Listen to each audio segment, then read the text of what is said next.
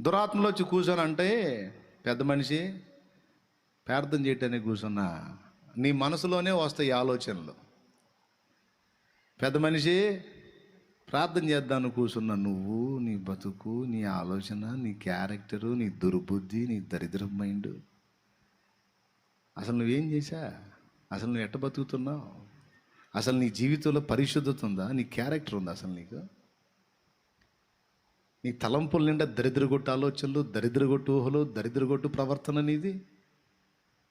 నువ్వు మళ్ళీ మోకాళ్ళేసి యేసయ్యా స్తోత్రం అని ఏదో ప్రార్థన చేయడానికి పూనుకుంటున్నావు. నీ ప్రార్థన అసలు దేవుడు వింటాడా?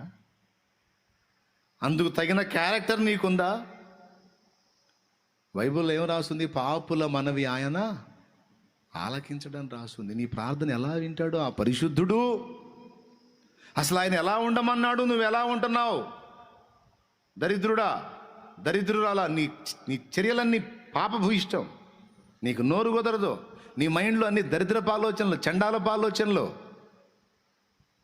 నీకు తొందరపాటు ఎక్కువ, కోపం ఎక్కువ, శరీర ఇచ్చలను కూర్చిన ఆలోచనలు ఎక్కువ నీకు. ఇలాంటి మైండ్ కలిగి నువ్వు ప్రార్థన చేద్దామని కూర్చున్నావు. నీ ప్రార్థన దేవుడు వినడు అంటాడు.